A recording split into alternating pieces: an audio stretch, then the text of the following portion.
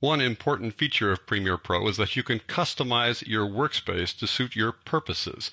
So I'm going to explain how to do that in this lesson. So let's go to Working Files, open that up, open up Projects, and open up 0305 Customizing.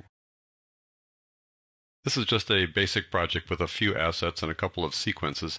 I just want to set this up so you can just see how things look as you go through the customizing of the workspace. Before we do any customizing, let me just show you something about the workspace. This is a workspace that was created by the Adobe engineers to suit editing, to be a typical workspace that you do when you want to just do some basic editing. But there's some other workspaces that you might want to work with if you do something else besides editing. For instance, color correction. So the Adobe engineers came up with an arrangement of these panels that work best with color correction. And to find that other workspace, plus some other workspaces in addition to that, go to Window, Workspace. And here are the workspaces that the engineers created that will better facilitate the kind of editing you want to do when you do color correction, for example, or audio editing, or effects editing, or meta logging. So if I go click color correction, that changes the arrangement of the panels into one that is more suited to color correction. It brings up the reference monitor, a third monitor. There's source, program, and reference. And it has the effect controls panel here really, really big because the kind of effects you work with here inside color correction typically are large. They're just physically large effects.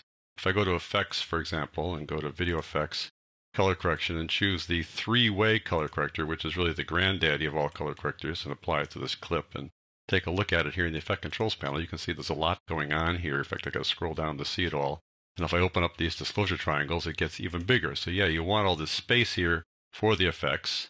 And then you want to have the reference monitor over here so that you can use the scopes to help you in your color correction decisions. So this is really a nice arrangement of panels. You brought in a panel that you wouldn't normally work with and kind of expanded things to suit your purposes. Nice thing. There are a couple other presets too. Go to Window, Workspace. We're going to go to Effects. And Effects is a similar kind of thing. It puts the effects over here like that and puts the effect controls front and center. And doesn't even show you the source monitor because you're going to work on effects only inside the program monitor. So basically it's using real estate effectively here. Let's look at one more here. Go to Window, Workspace, Audio.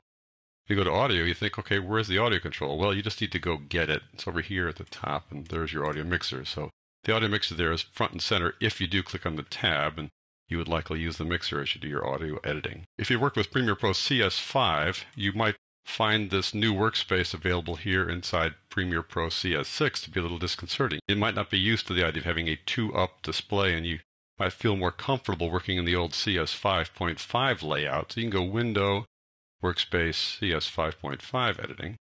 And here's the way it used to look in CS 5.5 with the project panel up here in the upper left-hand corner and the media browser down here and the timeline here where it is in CS6. And there are the two monitors, but they take up less real estate here inside the 5.5 version. But I do like the 2-up versions. So I'll go to Window, Workspace, and go to Editing. Back to the one that comes with CS6. So those are most of the presets. And presets are just things that are arranged by Adobe engineers and then saved as a preset. But you can create your own workspace and save it as well. And the way you do that is just by rearranging panels.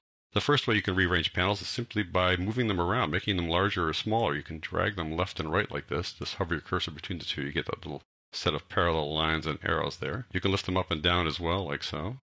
If you put your cursor at an intersection like this, it turns into a four-headed cursor, like so, 4 arrows, and you can move all those panels around at the same time. So you can manipulate the size of panels like this.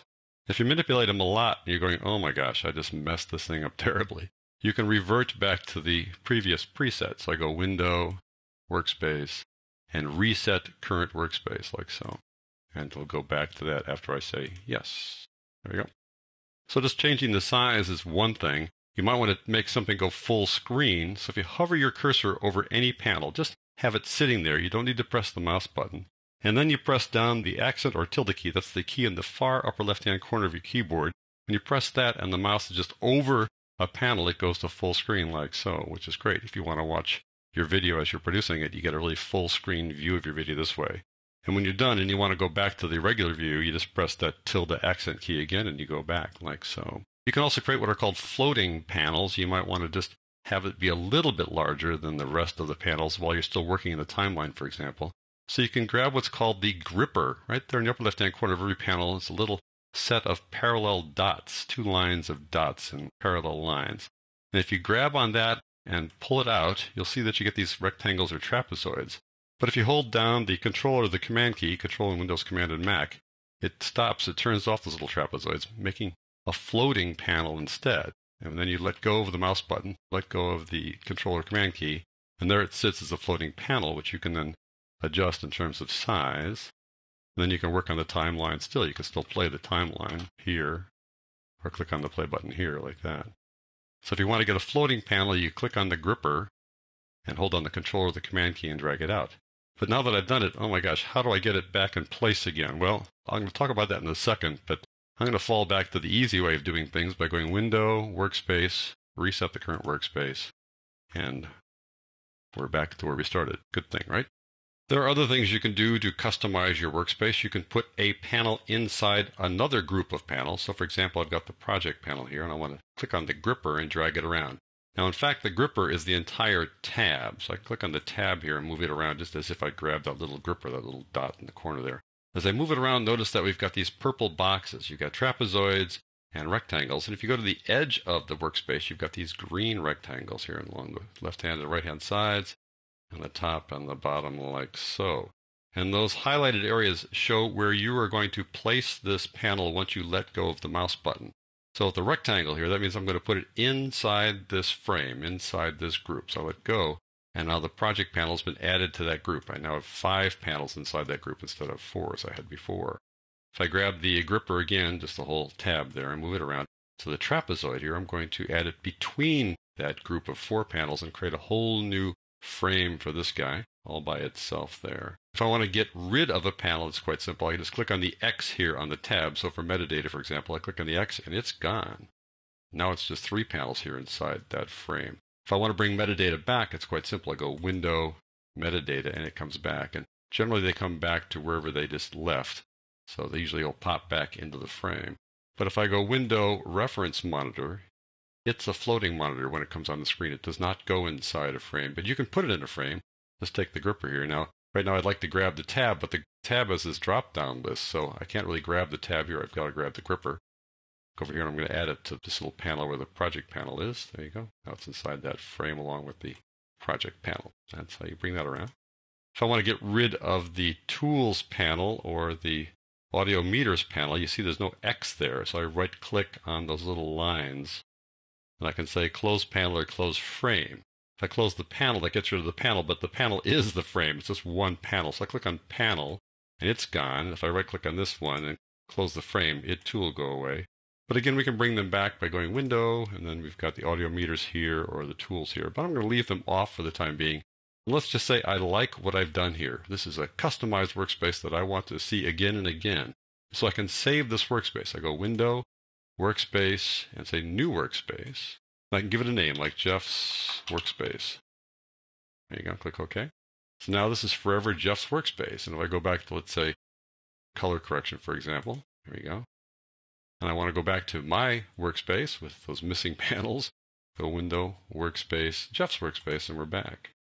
And at some point, if I want to change this, let's say I want to bring those Tools panels back. I go Window, Tools. I like those guys. I want it back. And I also want the audio meters back. So I go Window, Audio Meters. There we go. And I can say, let's save this one. So I go Window, Workspace, New Workspace, and I say Jeff's Workspace. Exact same name. And I click OK, and I get this message.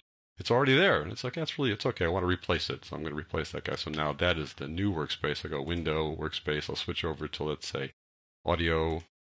Then I'll come back to mine again, and you'll see that those 2 new panels are back. Both the Tools panel and the Audio Meters panel. So that's how you save a workspace. If you want to delete a workspace, you have to get out of the workspace you're in to delete it. So I go back to Window, Workspace, and go over to Editing. And then whatever condition I left editing in, it'll be in that condition. But you can have it reset to the original version of editing by going Window, Workspace, and then Reset Current Workspace. Yep.